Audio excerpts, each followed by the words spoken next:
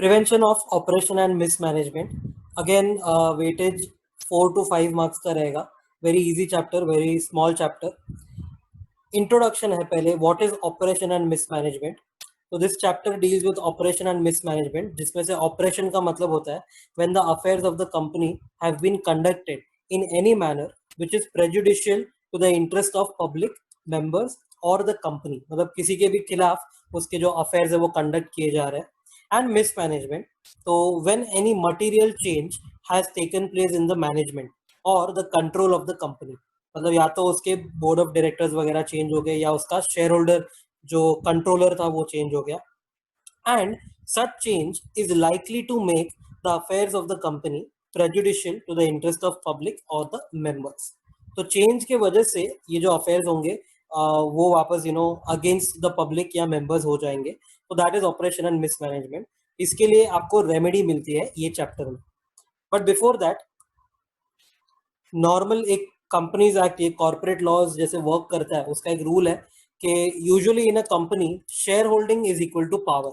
मतलब जितना ज्यादा शेयर होल्डिंग आपके पास रहेगा उतने पावरफुल आप रहोगे, एंड विच इज लीगल. तो एग्जाम्पल ऐसा लेंगे, एबीसीडी लिमिटेड है, उसमें 7 शेयर होल्डर्स है. पब्लिक कंपनी में मिनिमम 7 चाहिए होता है. तो 7 में से ऐसा एग्जाम्पल था कि गैरी, हैरी एंड जेरी, ये 3 लोग हैं. अगर आप नंबर्स देखो तो 7 में से 3 है, ये 3 आउट ऑफ 7.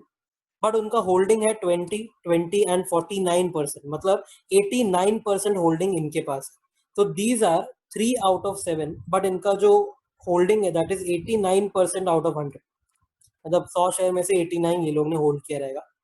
एंड अगर बाकी 4 लोग देखो, मैरी, चेरी, पेरी और Terry, these are 4 out of 7 in terms of numbers.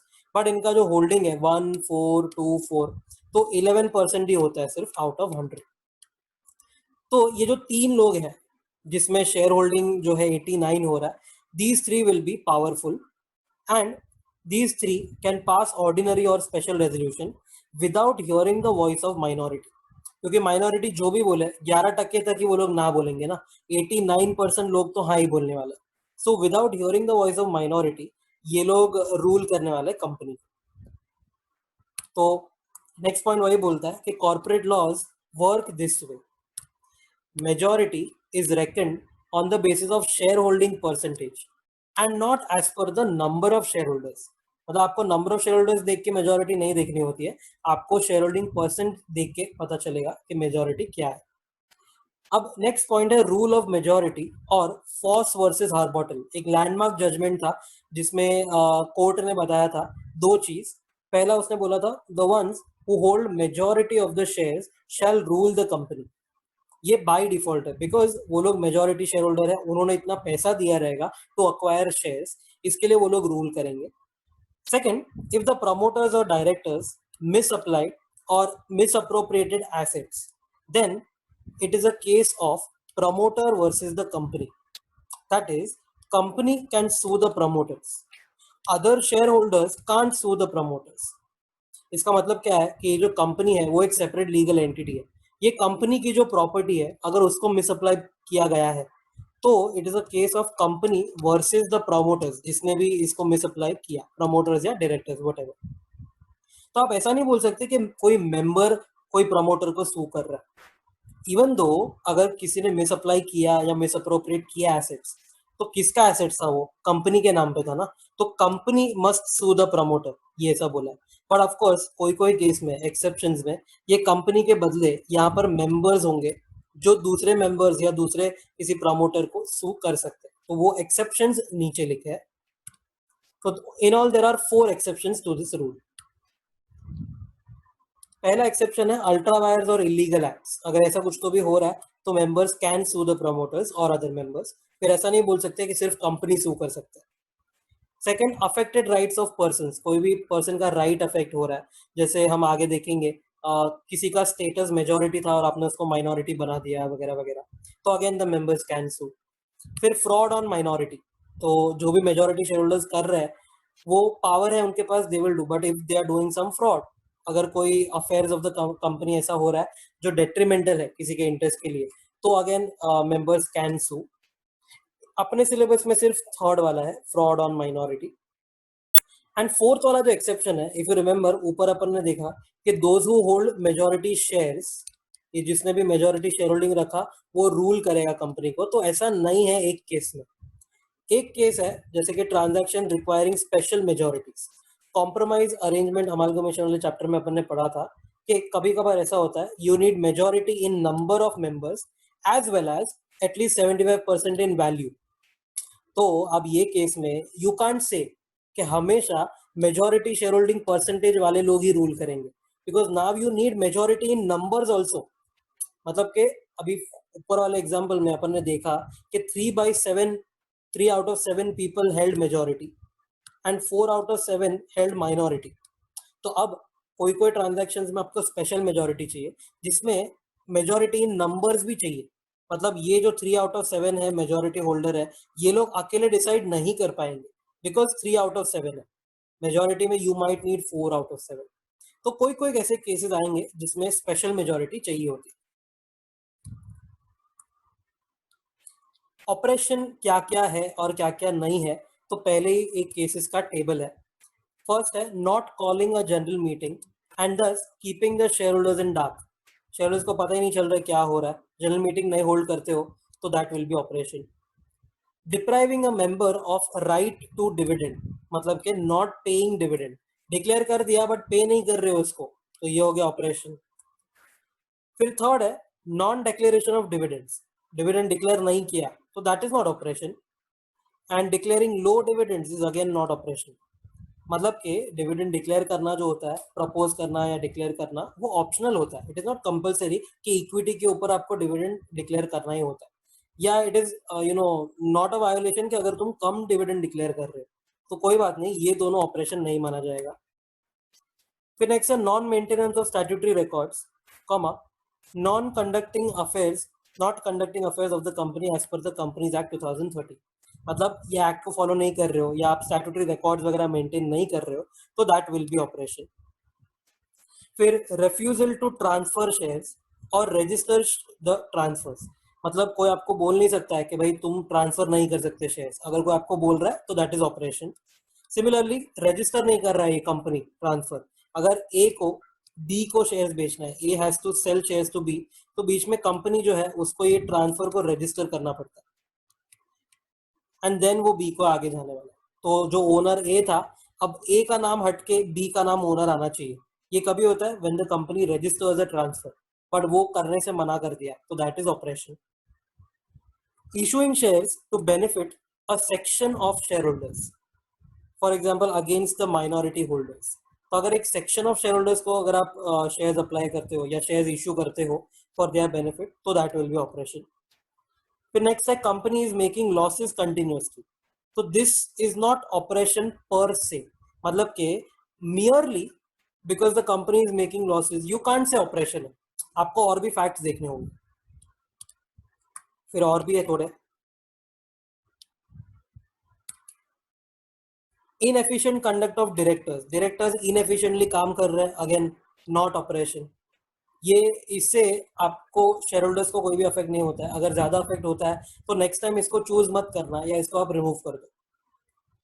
Non holding of board meetings, again board meetings hold हो रही है या नहीं हो रही है उससे शेयर होल्डर को कोई फर्क नहीं पड़ता, that won't be oppression. Lack of details in notice of meetings, जब आप नोटिस देते हो तो थोड़ा बहुत डिटेल ऊपर नीचे हो गया या ओमिट वगैरह हो गया, कोई बात नहीं, that is not operation. At least आपको नोटिस मिला, आपको पता है ना मीटिंग कहाँ पर है, तो आप मीटिंग में जाके देख लो क्या होने वाला है। Increase voting rights of shares which are held by the management, तो नॉर्मली क्या होता है, मैनेजमेंट बहुत अच्छा काम कर रहा होता है तो they can increase their own voting rights, वो ऑपरेशन नहीं होता है। बट अगर आपने किसी के वोटिंग राइट्स कम कर दिए पर्पसली, कोई माइनॉरिटी था उसके वोटिंग राइट्स कम कर दिए, that will be operation. And इसमें एक और एक्सेप्शन है जो नेक्स्ट पेज पे लिखा है कि अगर किसी का वोटिंग राइट पहले मेजोरिटी था और अब उसको आपने माइनॉरिटी बना दिया पर्पसली, तो वो ऑपरेशन माना जाएगा, तो ये केस में वो ऑपरेशन माना जाएगा। सिमिलरली किसी का वोटिंग राइट कम कर दिया, वो भी ऑपरेशन माना जाएगा। फिर थोड़े कमर्शियल डिसीजन है जैसे कि राइटिंग ऑफ बैड डेट्स या अपॉइंटमेंट और सिलेक्शन ऑफ एनी डीलर और सप्लायर या operation of bank account by 2 directors and not by the third director, ये सब कमर्शियल डिसीजन होता है, दीज आर नॉट ऑपरेशन। चाहे कोई भी डायरेक्टर ऑपरेट करे, आफ्टर ऑल कंपनी के लिए ऑपरेट कर रहा है ना, एंड जो भी डीलर सप्लायर आप करो या राइट ऑफ करो बैड डेट्स वगैरह, these are all commercial accounting decisions, यहाँ पर ऑपरेशन नहीं बोल सकते।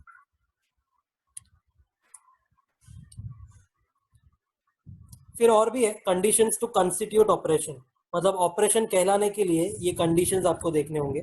पहला है persons managing the affairs of the company are fraudulent towards the members, मतलब मेंबर्स के टुवर्ड्स कुछ फ्रॉडुलेंट होना चाहिए।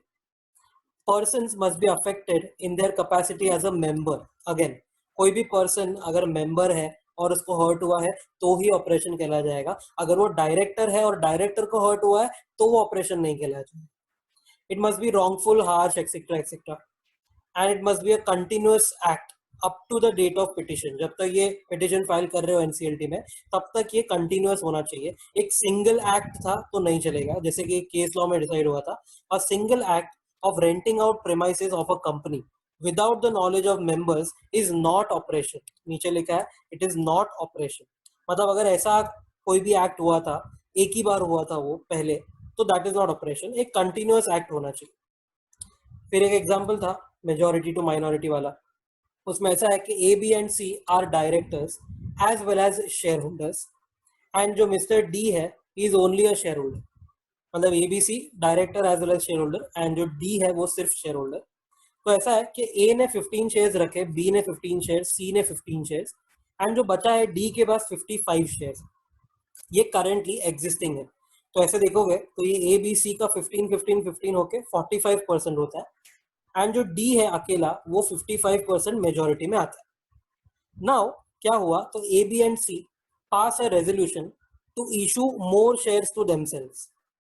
ये ए बी और सी के पास सिर्फ 45% है, तो उन्होंने क्या किया रहेगा, उन्होंने एक शेयर होल्डर मीटिंग बुलाई जिसमें वो तीन तो शेयर होल्डर है ही, डी को नोटिस ही नहीं दिया रहेगा, डी को बोला ही नहीं कि शेयर होल्डर मीटिंग है, तो डी को डार्क में रखा, एंड ए बी और सी ने रेजोल्यूशन पास कर दिया कि हम एक्स्ट्रा शेयर इशू करते हैं। तो उन्होंने ऐसे एक्स्ट्रा शेयर इशू किए कि अब ए का 20 हो गया, बी का 20 हो गया, सी का 20 हो गया, अब तीनों का मिला के 60 हो गए आउट ऑफ 115। 115 किधर से आया, तो तीनों को +5 हो गया, तो मतलब पहले जो 100 शेयर्स थे यहाँ पर टोटल, अब वो 115 हो गया, तो 60 डिवाइड बाय 115 करेंगे तो 52% हो गया। अब डी को ऑटोमेटिकली माइनॉरिटी स्टेटस में शिफ्ट कर दिया। तो अगर ऐसा एक्ट होता है जिसमें किसी को मेजोरिटी से आपने डायरेक्ट माइनॉरिटी में डाल दिया, तो दिस इज ऑपरेशन, इसको ऑपरेशन माना जाएगा।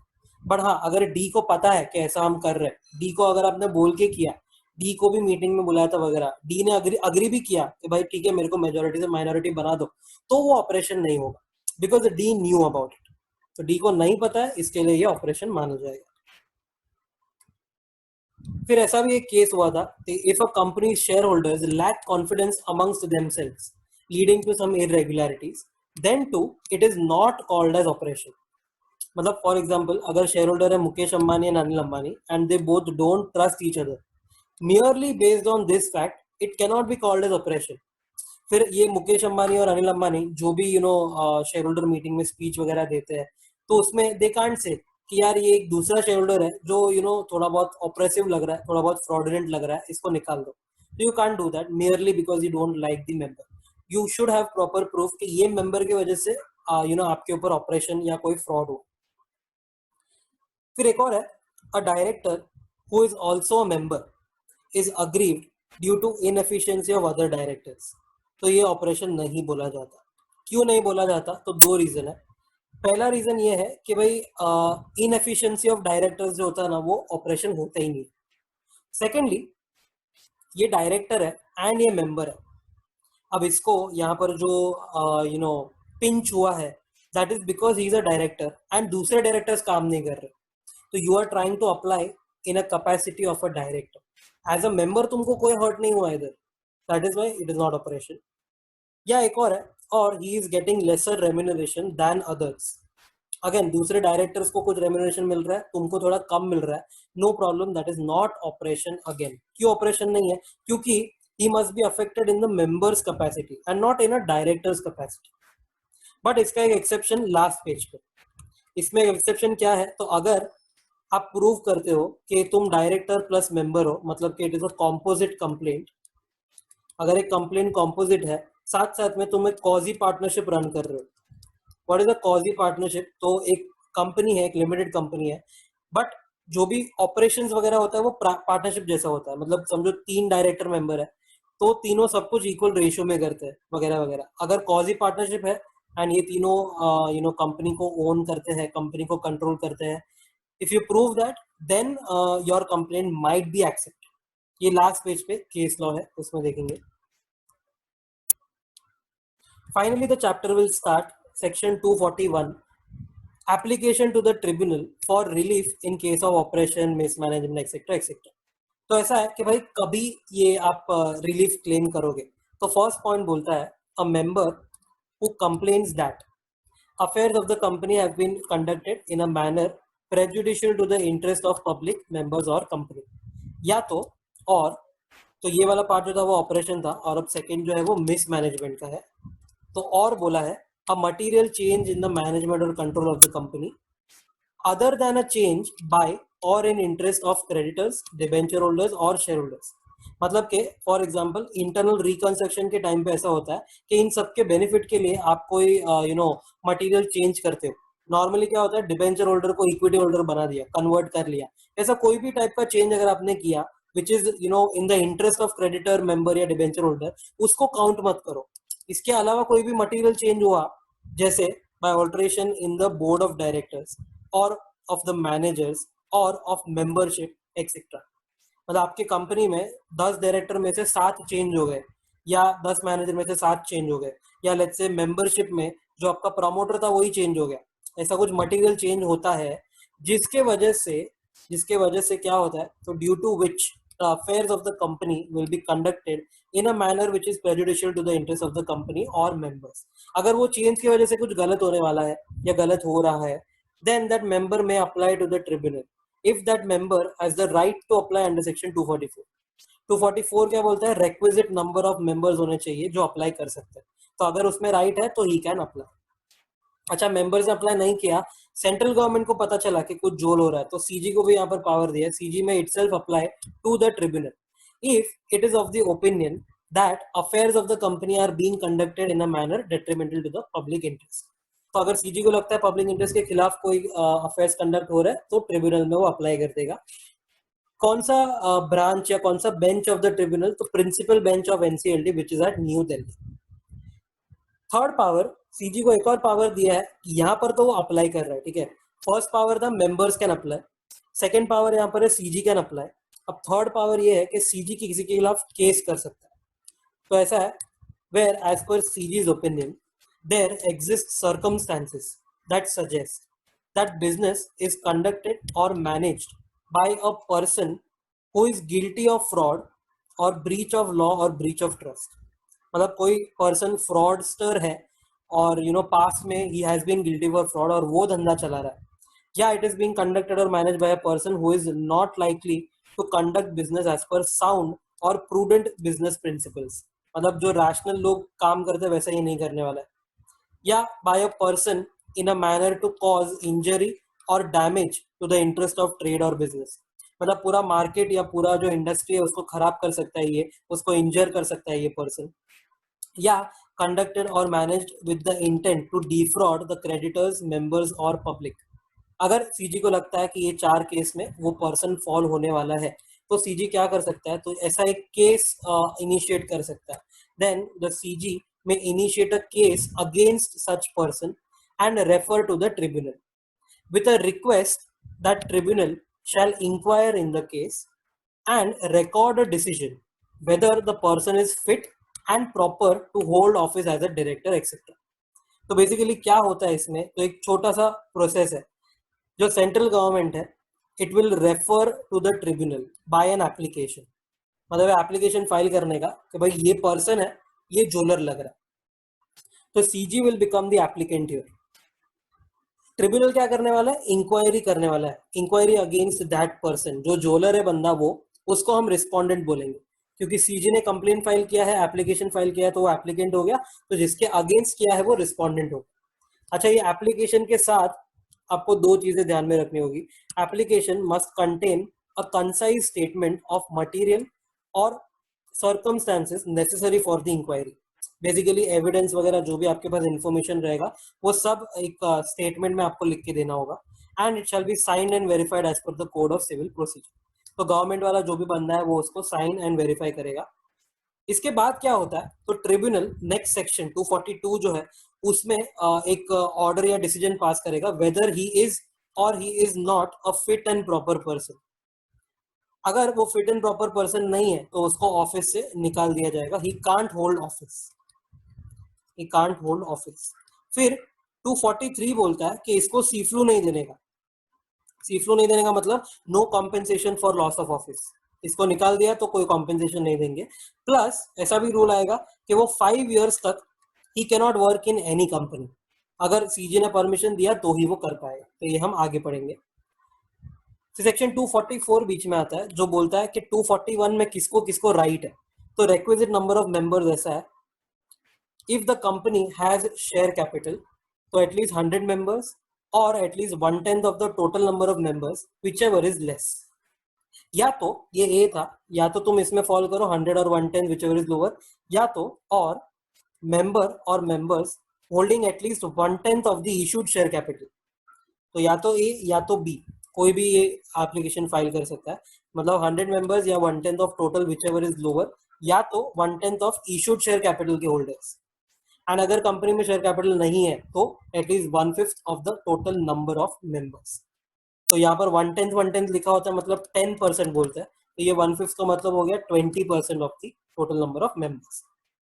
बट ऐसा एक एक्सेप्शन है, tribunal can wave of any requirement on an application made in that behalf. अगर आपको लगता है ना कि जेन्युइन फ्रॉड वगैरह हुआ है बट आपका ये नंबर सेटिस्फाई नहीं हो रहा है, 100 मेंबर वगैरह वगैरह नहीं हो रहा है, तो एप्लीकेशन करो ट्रिब्यूनल को कि प्लीज ये वेव ऑफ कर दो रिक्वायरमेंट। तो अगर ट्रिब्यूनल वेव ऑफ करता है तो अच्छा है, आप ऑपरेशन के लिए एप्लीकेशन कर पाओगे। फिर थोड़े बहुत केसेस है, जैसे पहला, applicants must have paid all the calls और sums due on their shares. मतलब कि पार्टली पेड अब नहीं चलेगा, जो भी पैसा भरना है पहले पूरा भर दो, उसके बाद आप एप्लीकेशन करो। 100 members need not apply separately, अलग अलग से नहीं करना आपको। वन और more member shall apply on behalf of all by taking their written consent. मतलब 100 लोग लाइन लगा के मत आओ एनसीएलटी में, एक बंदे को दे दो, पीछे तुम्हारा कंसेंट अटैच करके दे दो कि भाई हमने ये पर्सन को कंसेंट दिया है, वो हिसाब से हम 100 मेंबर्स हुए हैं। बट एप्लीकेशन एक ही बंदा करेगा, एक, वन और मोर। जॉइंटली 2-3 लोग करेंगे, बाकी सबका नाम पीछे अटैच कर देने। फिर और भी है कि अगर जॉइंट होल्डिंग है तो if shares are held by 2 और more persons jointly then they shall be counted as 1 member only. Because एक डीमैट अकाउंट में अगर लेट्स से 3 लोग होल्ड कर रहे हैं, एक डीमैट अकाउंट में 3 जॉइंट होल्डर्स है, तो 3 मेंबर नहीं गिनने का, एक डीमैट अकाउंट है ना, एक ही जन गिनने का उसमें। इश्यूड शेयर कैपिटल जो है उसमें इक्विटी प्लस प्रेफरेंस काउंट करने का। तो पहले आपको बैलेंस शीट में से इक्विटी प्लस प्रेफरेंस का टोटल लेने का, वो टोटल का फिर आपको 1/10 देखना है। एंड इशूड का मतलब पेड अप नहीं होता है, बोथ आर डिफरेंट, तो आपको इशूड चेक करना है, नॉट पेड अप। फिर ऐसा है, एक पेटिशनर मेंबर है, मतलब जो ये एप्लीकेशन फाइल करने आ रहा है, holding 10% shares gets oppressed and his share holding is diluted to 9% due to issue of share capital fresh allotment to others. मतलब एक शेयर होल्डर है जिसका 10% है, बट उसको जानबूझ के उसका जो शेयर होल्डिंग है वो कम कर दिया है, बीइंग ऑपरेसिव 10 का 9 कर दिया। तो क्या ये एप्लीकेशन वैलिड होगा? तो आंसर है no problem, the petition will be maintainable. Tribunal ऐसे केसेस को कंसिडर करता है। तो नॉर्मली लोग क्या करते हैं, 9.99% देते हैं किसी को भी, जैसे कि अभी जियो ने फेसबुक को दिया था 9.99%, ऐसा कुछ। तो अगर ऐसा केस ही फिर पैदा नहीं होगा कि आपको 10 से कम कर दिया। फिर एक और है, एक केस हुआ था कि भाई अगर शुरू में 100 लोगों ने बोला, 100 members had applied and the petition was accepted, but फिर 10 मेंबर्स विथड्रू देयर कंसेंट, तो क्या चलेगा? तो आंसर है yes, petition shall go on. क्या कॉन्सेप्ट है? तो consent of the member shall be reckoned at the beginning of the proceedings. Withdrawal of the consent during the course of proceedings shall not affect the maintainability. मतलब start में consent देखना है, बाद में चाहे ये लोग निकल भी जाए फर्क नहीं पड़ता, ट्रिब्यूनल अपना डिसीजन सुना के रहेगा। 242 में वो अपना डिसीजन सुनाने वाला है। तो 242 बोलता है powers of the tribunal. Please be very careful, इसमें वो सर्दी जो शॉर्ट फॉर्म अपन ने बनाया था वो नहीं लिखना है। जो समन एंड एनफोर्स अटेंडेंस, फिर inspection, discovery and production of books वगैरह वगैरह, वो आंसर पावर्स में होता है for other chapters, but for this chapter section 242 अगर आपको पूछा जाता है एग्जाम में, तो पावर्स में ये सर्दी वाला आंसर नहीं लिखना है। पीएमएलए में जो सर्दी वाला बनाया था वो बहुत सारे चैप्टर्स में काम तो आएगा, बट 242 में वो काम नहीं आएगा। 242 में पावर्स थोड़े अलग दिए। तो ऐसा है, on receipt of application under 241, if tribunal is of the opinion that company's affairs have been conducted in a manner prejudicial to the interest of public members or company, मतलब कि जो अपना ऑपरेशन का पॉइंट था वो, और tribunal को लगता है to wind up the company would be unfair to members but facts justify that the company must be wound, मतलब ट्रिब्यूनल को लगता है कि यार अनफेयर तो होगा but it is necessary to wind up, then tribunal can make an appropriate order with a view to bringing an end to the matters complaint, मतलब tribunal अपने हिसाब से एक अप्रोप्रिएट ऑर्डर पास करेगा। कैसे कैसे ऑर्डर्स पास कर सकता है, तो पीछे एक पूरा पेज है उसके लिए। यू नीड टू रिमेंबर, सब नहीं बट एटलीस्ट इसमें से थोड़े बहुत पॉइंट्स आने ही चाहिए। अगर पावर्स ऑफ ट्रिब्यूनल पूछा अंडर सेक्शन 242 तो आपको ये आंसर आना चाहिए। तो ट्रिब्यूनल क्या क्या प्रोवाइड कर सकता है अपने ऑर्डर में, तो पहला, regulation of the affairs of the company in future, मतलब फ्यूचर में कैसे इसके अफेयर्स रेगुलेट होंगे। इम्पोजिशन ऑफ कॉस्ट, मतलब के डैमेजेस या कॉम्पेंसेशन वगैरह वगैरह, अगर किसी को ग्रांट करना है तो वो 242 में कर सकता है। फिर purchase of shares of a member by the company और बाय अदर मेंबर्स, मतलब लेट्स से ये ए बी सी और डी ये 4 मेंबर है। समझो ये ए को अपने जो ए को ऑपरेसिव लग रहा है, let's say A is being oppressed and ये बी सी और डी सब लोग मिल चुके हैं, तो ए को है ना एग्जिट चाहिए। तो ट्रिब्यूनल ऐसा एक ऑर्डर पास कर सकता है कि ए के जो शेयर्स है ना वो कौन परचेस करेगा, या तो कंपनी खुद परचेस कर लेगा मतलब कि बायबैक कर लेगा, या तो ए के जो शेयर्स है वो बी या सी या डी परचेस कर ले। तो तुम ए को एग्जिट दे दो, he will also be happy, you will also be happy.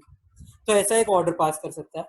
Reduction of share capital के ऊपर आपको एक ऑर्डर पास करना रहेगा, जैसे कि ये केस में अगर बायबैक हो रहा है तो रिडक्शन ऑफ शेयर कैपिटल का आपको प्रोविजन करके रखना पड़ेगा। एंड एक और पॉइंट है, रिस्ट्रिक्ट द ट्रांसफर और अलॉटमेंट ऑफ द शेयर्स, मतलब आगे जाके आप किसी को अलॉटमेंट करने वाले हो या किसी को आप ट्रांसफर करने वाले हो फ्रॉडुलेंटली, तो आप tribunal can stop that also. फिर और क्या क्या कर सकते हैं tribunal, it can appoint directors, and ये जो भी डायरेक्टर्स अपॉइंट होंगे, यहाँ पर स्टार मार्क मार के दिया है, जो भी डायरेक्टर्स अपॉइंट होंगे वो लोग को आप 169 में रिमूव नहीं कर पाओगे। कंपनीज एक्ट में 169 डायरेक्टर्स के चैप्टर में लिखा है कि you can remove directors, but directors appointed by the tribunal can't be remove. 169 में भी ये पॉइंट कवर करेंगे कि भाई ट्रिब्यूनल के द्वारा अपॉइंटेड डायरेक्टर होगा तो उसको आप निकाल नहीं सकते। Removal of MD manager directors, tribunal इनको रिमूव कर सकता है। Manner of appointment of the above post their removal, मतलब ये लोग को रिमूव किया ना तो अब रीअपॉइंट कौन करेगा, इनको कैसे करेगा, वो मैनर भी लिख के दे दो। एंड ये जो एमडी मैनेजर डायरेक्टर है अगर इन्होंने कोई अनड्यू गेन्स कमाया, जैसे कि फॉर एग्जांपल ऐसा अपन एक एग्जांपल लिया था कि अगर ये एमडी मैनेजर डायरेक्टर है, उन्होंने समझो ये ऑफिस का जो लेट्स से ऑफिस का एक पूरा बिल्डिंग है, उसमें एक फ्लोर खाली है, तो एक फ्लोर खाली है ना, तो ये लोग एवरी संडे को एक वेडिंग के लिए ये लोग ये हॉल दे देते थे एंड वो लोग कैश कमाते थे उससे। They used to hide that cash, वो लोग कंपनी के अकाउंट्स में नहीं दिखा देते। तो अगर ऐसा कोई अनड्यू गेन्स हुआ तो उसको रिकवरी भी करवा सकते हो अगर आपको पता चल गया तो recovery of undue gains made by the above, जो अबव मतलब एमडी मैनेजर डायरेक्टर वगैरह, एंड इट्स यूटिलाइजेशन, वो जो रिकवरी हमने किया अनड्यू गेन्स का, अब उसको कैसे यूटिलाइज करें, तो वट एवर यू वांट, कैसे भी आपको यूटिलाइज करना है आप करो। यू कैन से के कंपनी के अकाउंट में डाल दो वगैरह वगैरह, including including transfer to IEPF, investor education and protection fund, या इंक्लूडिंग रीपेमेंट टू विक्टिम्स, तो जिनको हर्ट हुआ रहेगा ना कोई चीज से उनको आप रीपे भी कर सकते हो। तो ऐसा कोई भी चीज कोई भी केस में अगर इन्होंने कोई अनड्यू गेन्स बनाया तो आप उसका रिकवरी कैसे करना है एंड यूटिलाइजेशन कैसे करना है सब लिख के दे सकते हो। फिर नेक्स्ट पॉइंट है रिगार्डिंग टर्मिनेशन, मॉडिफिकेशन और सेटिंग असाइड एनी अग्रीमेंट, तो कोई भी अग्रीमेंट, कौन सा अग्रीमेंट, तो between the company and MD manager और डायरेक्टर, कंपनी और अपने एमडी मैनेजर डायरेक्टर के बीच में कोई अग्रीमेंट होगी जैसे कि परक्यूजेट्स, रेम्यूनरेशन वगैरह वगैरह, या between company and any other person by giving notice and taking the prior consent of that person. मतलब फर्स्ट पॉइंट जो है वो बोलता है कंपनी एंड अपने एमडी वगैरह के बीच में कोई अग्रीमेंट होगी तो उसको आप टर्मिनेट कर दो, मॉडिफाई कर दो या कैंसिल या सेट असाइड कर दो या तो कंपनी या दूसरे किसी भी पर्सन के साथ अगर अग्रीमेंट हो तो वो केस में आप टर्मिनेट मॉडिफाई सेटिंग असाइड करोगे, but by giving a notice and taking prior consent of that person. तो जो भी पर्सन है उसको अफेक्ट नहीं होना चाहिए ये केस में, तो उसका आप कंसेंट भी ले लो, उसके बाद सेट असाइड कर दो। फिर एक और है, tribunal can set aside a transfer और डिलीवरी ऑफ गुड्स और प्रॉपर्टी।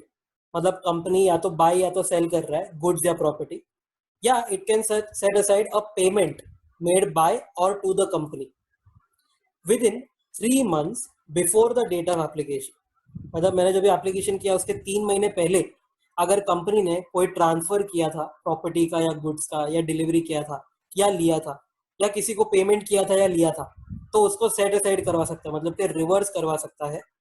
कभी तो इफ ये जो ट्रांजैक्शन हुआ है उसमें जो सेकंड पार्टी है उसका स्टेटस यहाँ पर देखना होगा। तो if that transaction would be deemed to be a fraudulent preference during the insolvency of the other person. Other person मतलब कंपनी जिसके साथ डील कर रहा है, अगर वो इंसॉल्वेंट हो गया फॉर एग्जांपल, तो उसके इंसॉल्वेंसी में क्या ये ट्रांजैक्शन को फ्रॉडुलेंट प्रेफरेंस मानते? अगर हम मानते तो ये ट्रांजैक्शन को हम सेट असाइड या रिवर्स करवा देंगे। Very difficult to understand the legal language, but example will make it very easy. तो एग्जाम्पल ऐसा है, Kingfisher Airlines Limited sold a property worth 40 lakhs to its promoter mister Mallya for 80 lakhs। Kingfisher ने क्या किया, 40 लाख का property 80 lakh में बेच दिया माल्या को। माल्या को उसने प्रॉपर्टी इतने महंगे में बेचा तो कंपनी ने तो प्रॉफिट कमाया, बट माल्या के पॉइंट ऑफ व्यू से सोचो कि उसने ये क्यों किया। तो माल्या का बैलेंस शीट जो है आफ्टर बाइंग दिस प्रॉपर्टी वो ऐसा दिखता है। लायबिलिटी साइड पे कैपिटल है 30 लाख का, अनसिक्योर्ड क्रेडिटर्स है 50 लाख के, एंड एसेट साइड पे सिर्फ एक प्रॉपर्टी है 80 लाख की, कैश जीरो है। इसका मतलब बिफोर दिस ये जो एसेट साइड था उसमें इसके पहले प्रॉपर्टी थी ही नहीं और कैश 80 लाख हुआ करता था। तो वो कैश में से 50 लाख वो अनसिक्योर्ड क्रेडिटर को रीपे कर सकता था यहाँ पर, बट उसने रीपे नहीं किया, उसने सोचा कि झोल कर। तो व्हाट ही डिड, जो 80 लाख का कैश था उसको प्रॉपर्टी में कन्वर्ट कर दिया। ही शोड कि मैंने प्रॉपर्टी ली है फॉर 80 lakhs। अगर ये उसने किया, उसके बाद नाउ जो उसने प्रॉपर्टी ली है अब वो वापस बेच रहा है, he is selling it back. So now Mallya sells that property back to Kingfisher for 5 lakhs। मतलब आप क्या करेगा, ये जो 80 लाख का प्रॉपर्टी है उसको 5 लाख में बेचेगा। अगर 5 लाख में बेच रहा है तो जो 75 लाख है वो लॉस राइट ऑफ हो जाएगा पीएनएल से। 10 अनसिक्योर्ड क्रेडिटर्स का लॉस हो जाएगा। कितना लॉस? तो अगर आप एसेट साइड देखो, एसेट साइड में अब क्या होगा, तो प्रॉपर्टी जीरो एंड जो कैश 5 लाख मिला वो बैलेंस शीट में दिखेगा। तो जो अनसिक्योर्ड क्रेडिटर्स है 50 लाख का, अनसिक्योर्ड क्रेडिटर्स को 50 -5 सिर्फ 45 लाख मिलेगा उसको, सॉरी 50 में से 5 लाख सिर्फ मिलेगा, 45 लाख का लॉस हो जाएगा उसका। This is called as a fraud. ये तो इमेजिनरी नंबर्स है कि सीधा 40 का 80 या सीधा 80 का 5 वगैरह वगैरह, बट ट्रांजैक्शन ऐसे हो सकते हैं जिससे यू कैन शो कि भाई सच्ची में मैं इंसॉल्वेंट हूँ और मैं इंसॉल्वेंट हो गया और मैं तेरे को पैसा नहीं दे पाऊंगा। तो नॉर्मली लोग ये करते हैं अगर ऐसा ट्रांजैक्शन पकड़ा गया, because here it is called as fraudulent preference. इसका मतलब क्या होता है कि अगर आप इंसॉल्वेंट हो गए तो लेट्स से आपके पास जो 80 लाख था उसमें से पहले आपको इसको देना था ना 50 लाख, फिर आप पॉकेट में डालो 30 lakh. But he tried to do a fraud जिससे अनसिक्योर्ड क्रेडिटर का ऑप्शन है ना एकदम नीचे चला जाए, तो जो बचेगा सिर्फ उतना ही हम उसको दे, ऐसा उसने फ्रॉड प्लान किया। तो this will be set aside, मतलब कि tribunal shall reverse such kind of transactions.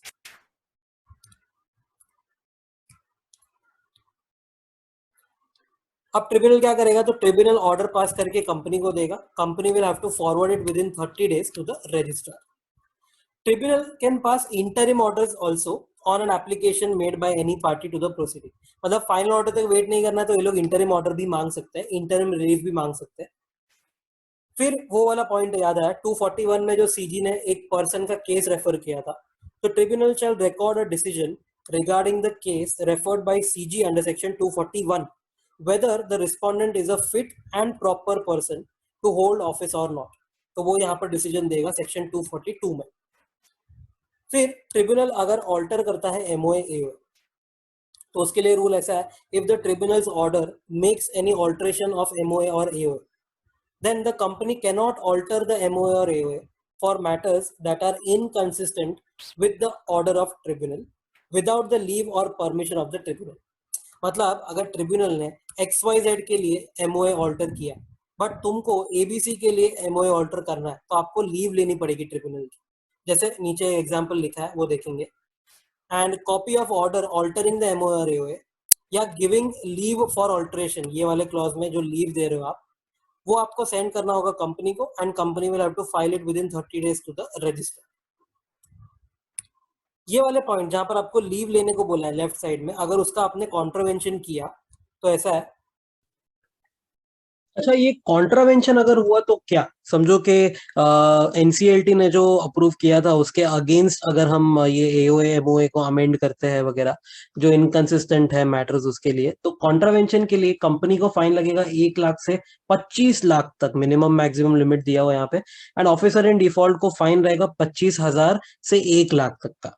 Okay, example देखो इसके कॉन्ट्रावेंशन के ऊपर, बहुत मस्त एग्जाम्पल लिया हुआ है। ऐसा है कि minority status was shifted, sorry, majority status was shifted to minority by issuing shares।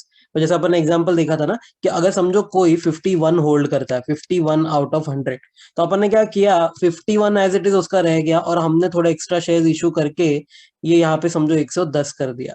Now in this case ये बंदा माइनॉरिटी में चला गया, लेस देन 50% में।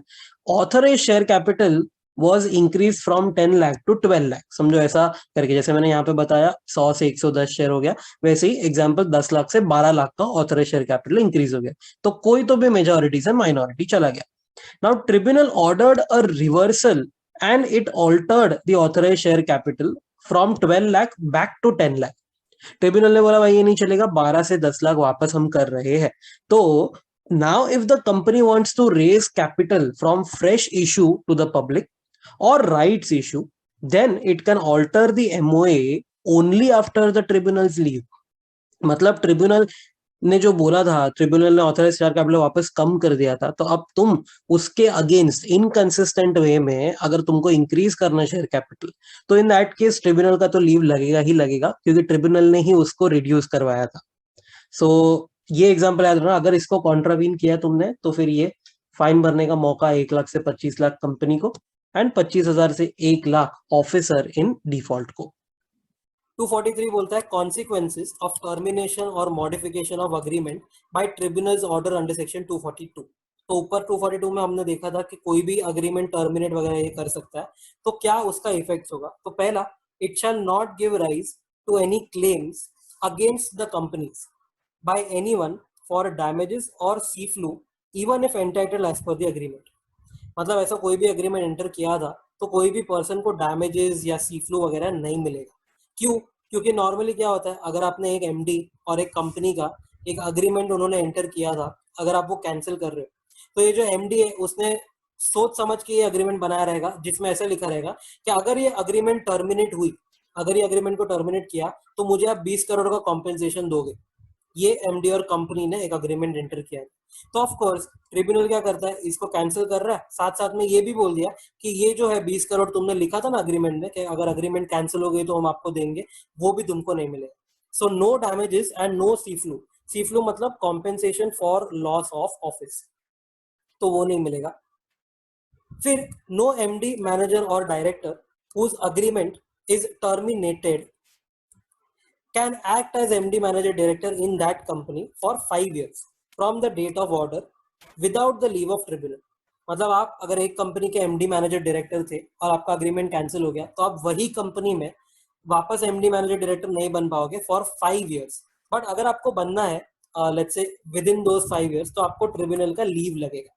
अच्छा, ट्रिब्यूनल कैसे लीव देता है, तो ऐसा है कि tribunal can grant leave only after serving a notice of the person's intention to apply on the central government. मतलब कि ये जो पर्सन है, ये पर्सन पहले एनसीएलटी को अप्लाई करता है, किसके लिए, तो लीव के लिए अप्लाई करता है कि भाई प्लीज मेरे को अलाउ करो एमडी बनने के लिए। तो एनसीएलटी क्या करता है, इसका नोटिस, ये जो लीव मांगने आया ना, उसका नोटिस देता है सेंट्रल गवर्नमेंट को। सेंट्रल गवर्नमेंट को रॉबिन हुड भी देना पड़ेगा, मतलब hear what the CG has to say, and then only you can grant the leave.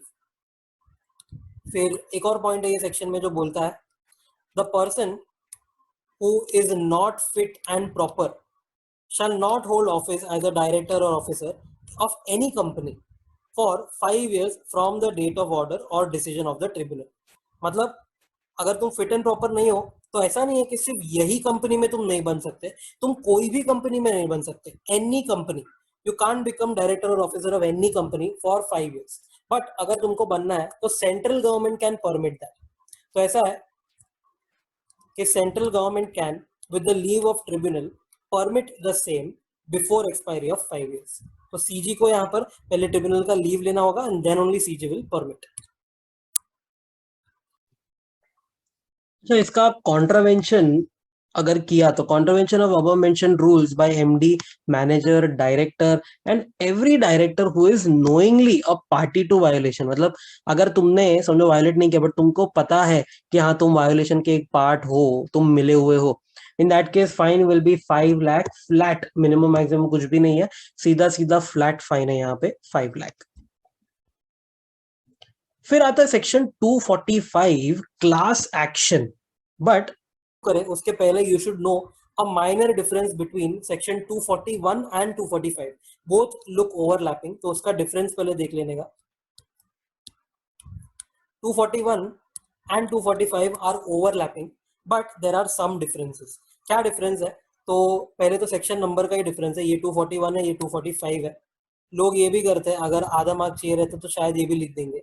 Anyway applicant, तो एप्लीकेंट में मेंबर्स होंगे 241 में, बट 245 में मेंबर्स साथ साथ डिपॉजिटर्स भी कर सकते हैं जिसने पब्लिक डिपॉजिट होल्ड किए होते हैं वो, on behalf of the members और द कंपनी। एंड 245 में होता है क्लास ऑफ मेंबर्स और डिपॉजिटर्स। तो ये उसके बिहाफ पे होता है, मेंबर्स अपने खुद के बिहाफ पे या तो कंपनी के बिहाफ पे ये फाइल कर सकते हैं 241 में, एंड यहाँ पर तो मेंबर्स ये या तो डिपॉजिटर्स।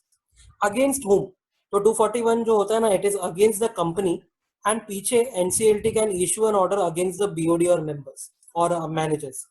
तो वर्सेस कंपनी ही होता है बट कॉर्पोरेट व्हील को लिफ्ट करके बीओडी या मैनेजर्स के अगेंस्ट ऑर्डर जा सकता है। Whereas 245 जो होता है ना, it is against the company और द बोर्ड ऑफ डायरेक्टर्स और ऑडिटर्स, एक्सपर्ट्स, एडवाइजर्स एक्सेट्रा। ये सबसे मेन डिस्टिंग्विशिंग फैक्टर है कि आप इनको भी यहाँ पर सू कर सकते हो। एंड थ्रेशोल्ड्स दोनों के अलग है, 241 और 245 में रिस्पेक्टिवली लिखा है। Now we can start with 245 कि 245 में क्या होने वाला है और किसके लिए आप 245 में आते हो। तो 245 का नाम है class action. Again it is a petition only, जो 241 में फाइल होता है वैसे ही होगा। कब होगा ये? तो इफ मेंबर्स और depositors are of the opinion that management और conduct of the affairs of the company are being conducted in a manner detrimental to the interest of the company, members और depositors, then they can file an application at the tribunal for seeking any or all of the following orders। अब ये बहुत important है क्योंकि ये भी एक distinguishing factor हो गया कि आपको यहाँ पर जो 5 पॉइंट्स लिखे हैं ABCDE, उसमें से ही आपको रेमेडी मिलेगी। तो पहला रेमेडी ये है कि you want to restrain the company, to stop the company from committing an act which is ultra vires MOA AOA। मतलब MOA AOA के बाहर, उसके अथॉरिटी के बाहर आपको कोई चीज करनी है तो आप उसको स्टॉप कर सकते हो। और which is contrary to the provisions of any law, कोई लॉ ब्रेक करने वाला है तो उसको स्टॉप कर दो। और in breach of a resolution passed earlier, तो पहले आपने कोई रेजोल्यूशन पास किया रहेगा, अब वो रेजोल्यूशन को फॉलो नहीं कर रहे हो, उसको आप ब्रेक कर रहे हो तो आप स्टॉप कर सकते हो। फिर बी वाला पॉइंट है to declare a resolution altering MOA और AOA as void if the resolution was passed by suppression of material facts or by misstatement to the members or depositors। कोई भी ऐसा MOA AOA ऑल्टर करने का आपने resolution pass तो कर दिया बट फिर आपको पता चला कि यार सप्रेशन हुआ था कोई फैक्ट्स का। सी है to restrain directors and the company from acting on such resolution. कोई रेजोल्यूशन पास कर दिया जो आपने सप्रेशन करके या मिसरिप्रेजेंटेशन करके रेजोल्यूशन पास करवाया था, अगर आप उस पर एक्ट करने वाले हो तो आपको ये लोग रोक सकते हैं। And next point is very very important, to claim damages और डिमांड एनी एक्शन फ्रॉम और अगेंस्ट द फॉलोइंग। तो कोई तो भी एक्शन डिमांड करने का या तो सीधे सीधे डैमेजेस क्लेम करने का। किसके अगेंस्ट? तो द कंपनी और directors for any act which is fraudulent, wrongful और इनकरेक्ट। या आप किसको सू कर सकते हो? ऑडिटर या ऑडिट फर्म को for any misleading statement in their audit report और for any act which is fraudulent, wrongful, incorrect. Yeah, you can sue any expert, advisor, consultant, or any others for misleading or incorrect statements, or for making any act which is again fraudulent, wrongful या incorrect. तो basically आप outsiders को भी यहाँ पर सू कर सकते हो जो प्रोफेशनल कैपेसिटी में कंपनी के साथ इन्वॉल्व होते हैं. एंड लास्ट है to seek any remedy as the tribunal may deem fit. Tribunal को लगता है कि वो देना चाहिए तो वो तुमको रेमेडी दे देगा. requisite number of members या डिपॉजिटर्स. तो डिपॉजिटर्स अगर होंगे तो कितने डिपॉजिटर्स चाहिए? तो 5% of the number of depositors या 100 depositors whichever is lower. ये ए हो गया पॉइंट. या तो और B depositors to whom the company owes 5% of total deposits. तो बेसिकली फर्स्ट पॉइंट में नंबर लिखा है तो 5% ऑफ नंबर या 100 विच एवर इज लोअर. अगर नंबर में नहीं, समझो आप होल्डिंग के हिसाब से देख रहे हो कितना डिपॉजिट आपने होल्ड किया है, तो 5% ऑफ डिपॉजिट्स. अच्छा, यहाँ पर डिपॉजिटर्स होता है, मतलब ऐसा नहीं है कि एक डिपॉजिटर 5% वाला है तो ही वो आ सकता है. आप 5-6 डिपॉजिटर्स को लेके आओ, मिला के अगर 5% होता है तो यू कैन अप्लाई. अगर मेंबर्स अप्लाई कर रहे हैं तो क्या रिक्विजिट नंबर होगा? If the company has share capital, तो 5% of members, number of members, या 100 members which ever is lower. या तो members holding at least 5% of issued share capital अगर वो कंपनी अनलिस्टेड है तो, या फिर 2% ऑफ इशूड शेयर कैपिटल अगर वो कंपनी लिस्टेड है तो मतलब ये केस में पहला जो पार्ट है नंबर का, उसमें लिखा है 5% ऑफ नंबर या 100 members which ever is lower. अगर ये नहीं हो रहा है तो समझो तुमको होल्डिंग देखना है, तो 5% ऑफ इशूड शेयर कैपिटल अगर अनलिस्टेड, 2% है तो 2% of issued share capital only for listed company. Again rules will be the same. Issued में आपको equity as well as preference लेना है, एंड इशूड का मतलब पेड अप नहीं होता, दोनों अलग होता है. इफ नॉट, अगर शेयर कैपिटल नहीं है तो 1/5 of the number of members, मतलब कि 20% of the number of members, इतने लोगों को अप्लाई करना होगा. फिर ट्रिब्यूनल एक्सेप्ट करे उसके पहले क्या क्या फैक्टर्स कंसिडरेशन में लेगा? तो tribunal shall take into account the following factors while considering the application. पहला, whether the applicant is acting in good faith, मतलब कि वो वेक्सेशियस या फ्रिवुलस नहीं है, मतलब कि वो फालतू का ये नहीं कर रहा है, एप्लीकेशन फाइल कर रहा है. It should be in good faith, मतलब एक जेन्युइन रीजन होना चाहिए. फिर नेक्स्ट है evidence of involvement of outsiders in it, मतलब कि आपको देखना होगा कि अदर देन अपने कंपनी के डायरेक्टर्स एंड ऑफिसर्स बाहर वाले को इन्वॉल्व है कि नहीं. And whether the violation is yet to occur, और if occurred whether it can be ratified etcetera etcetera. मतलब कि बेसिकली चेक करो वायोलेशन हुआ है कि नहीं, आगे जाके होने वाला है तो ट्राई टू स्टॉप दैट. अगर ऑलरेडी हो चुका है तो क्या आप उसको रेटिफाई कर सकते हो, रिवर्स कर सकते हो, जो भी है वो सब फैक्टर्स कंसिडरेशन में लो and then only admit the application. But एक बार आपने एडमिट कर लिया, once the tribunal admits their application, then a public notice shall be served on all the members and depositors. मतलब ऐसा है कि अगर 5-6 मेंबर भी आए ना कंप्लेंट करने के लिए, अगर उनके पास वो रेक्विजिट 2% या 5% इशू शेयर कैपिटल का है, फिर भी you will have to serve a notice on all the members and depositors. Similar applications in any bench must be consolidated into one application. मतलब अगर एक बेंच में आपने लिखा है कि एमओए को एमओए को जो ऑल्टर करने का रेजोल्यूशन पास हुआ था उसको आप वॉइड ठहरा दो, एंड दूसरे बेंच में लिखा है कि एओए का जो ये हुआ था, रेजोल्यूशन पास हुआ था, उसको आप वॉइड ठहरा दो. दोनों अलग अलग बेंच में है but both are very much similar, and दोनों एक ही कंपनी के अगेंस्ट है, तो उसको कंसोलिडेट कर दो. एंड मेंबर्स और डिपॉजिटर्स शैल चूज वन लीड एप्लीकेंट. मतलब दोनों अलग अलग बेंच में चल रहा है ना, तो दोनों में अलग अलग एप्लीकेंट है, तो now choose one lead applicant क्योंकि एक ही बेंच में चलने वाला है. और else the tribunal can, in absence of any consensus, अगर दोनों मिलकर डिसाइड नहीं कर पा रहे कि कौन लीड एप्लीकेंट होगा तो ट्रिब्यूनल चूज करके देगा कौन लीड होगा. Two class actions for same cause is not allowed. एक ही चीज के लिए अगर क्लास एक्शन दो जगह पे फाइल हो रहा है तो अलाउड नहीं होगा. जैसे यही दोनों जगह पे एमओए का जो रेजोल्यूशन था ऑल्टरेशन का, वो वॉइड ठहराना है और दोनों अलग अलग बेंच में गया तो नॉट अलाउड, कोई भी एक में ही जाएगा, जिसमें पहले फाइल हुआ उसमें जाएगा. And cost or expenses connected with the application shall be defrayed or paid by the company or by any person who has committed oppressive acts. Basically company पे करेगा या जूलर पे करेगा, तो ये मेंबर्स और डिपॉजिटर्स जो है उनको अपना लीगल एक्सपेंसेस का रीइंबर्समेंट मिल जाएगा. फिर ये जो ऑर्डर है, order of the tribunal shall be binding on members और डिपॉजिटर्स और ऑडिटर, एक्सपर्ट और any person associated with the company, जैसे कि एम्प्लॉइज, डायरेक्टर्स वगैरह वगैरह। तो सारे लोगों के ऊपर ये बाइंडिंग हो जाएगा।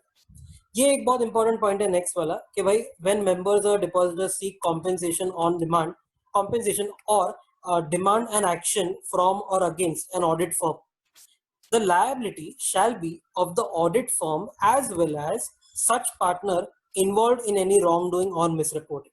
मतलब ऑडिट फर्म भी लायबल प्लस जो पार्टनर ने झोल किया है वो भी लायबल। पनिशमेंट है, दो टाइप की पनिशमेंट है ये वाले सेक्शन में। तो पहला है failure to comply with the order. अगर ये जो ऑर्डर पास किया है वो आपने कंप्लाई नहीं किया तो कंपनी को फाइन है 5 लाख से लेके 25 लाख। ऑफिसर इन डिफॉल्ट को imprisonment up to 3 years and, now this is very important, and fine 25,000 to 1 lakh. मतलब जेल प्लस फाइन, बहुत ही रेयर ऐसे ऑफेंसेस होते हैं, तो यहाँ पर जेल प्लस फाइन है, this becomes very very important. Plus winding up chapter की 337 से लेके 341 की पेनल्टीज भी लगेगी उसको। फिर नेक्स्ट टाइप ऑफ पनिशमेंट है फ्रिवलस या वेक्सेशियस एप्लीकेशन के लिए। मतलब के फालतू का किसी को डिफेम करने के लिए, डिसरिस्पेक्ट करने के लिए अगर एप्लीकेशन फाइल किया तो tribunal shall reject that for written reasons कि भाई ये फालतू है वगैरह वगैरह, वो रिजेक्ट कर दो पहली बात तो। And also order an applicant to pay to other party a cost up to 1 lakh. मतलब दूसरे पार्टी के अगेंस्ट आपने एप्लीकेशन फाइल करने का सोचा भी वेक्सेशियस या फालतू, तो भी तुमको 1 लाख तक का फटका पड़ सकता है। तो आप वो दूसरे पार्टी को 1 लाख पे करोगे जिसके अगेंस्ट आपने फालतू का एप्लीकेशन फाइल किया। And this section will not apply to banking company, क्योंकि बैंकिंग कंपनी में इतने सारे डिपॉजिटर्स होते हैं, it will be really impossible कि अगर कोई भी छोटे से छोटे गलती हो गई तो यहाँ पर ऐसे ही डिपॉजिटर्स का नंबर 100 तो ऐसे ही हो जाएगा। सो बैंकिंग कंपनी को यहाँ से थोड़ा दूर रखेंगे। अगर मेंबर्स के केस में आपको ऑपरेस वगैरह हो रहा है तो बैंकिंग कंपनी के केस में 241 में जाओ, चलेगा। फिर सेक्शन 246 है जो वाइंडिंग अप चैप्टर में पढ़ा जाएगा कि 337 से लेके 341 सेक्शंस जो है रिलेटेड टू वाइंडिंग अप वो भी अप्लाई करेंगे ये पूरे चैप्टर में, प्रोसीडिंग्स जो हुई 241 से लेके 245 में उस। फिर 4 case laws very very important. First case law है legal hire of the deceased shareholder can file application on his or her behalf whether the legal hire is a majority or minority shareholder or not a shareholder। मतलब ये बोला कि जो share holder disease हो गया ना उसका हमको कैपेसिटी देखना था कि क्या वो मेंबर था। हाँ, अगर वो मेंबर था तो उसके बिहाफ पे लीगल हायर फाइल कर सकता है। फिर चाहे वो legal heir majority shareholder हो, चाहे वो legal heir minority shareholder हो, या वो शेयर होल्डर हो ही नहीं, दैट इज इररिलेवेंट, वो एप्लीकेशन फाइल हो सकता है।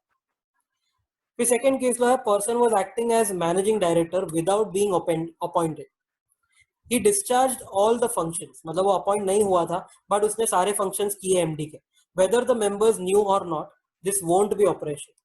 मतलब मेंबर्स को पता हो या नहीं पता हो, विदाउट बीइंग अपॉइंटेड कोई भी बंदा एमडी बना एंड उसने कोई भी जॉब वगैरह किया तो merely based on that fact operation नहीं है, यू हैव टू प्रूव के कुछ फ्रॉड हुआ है।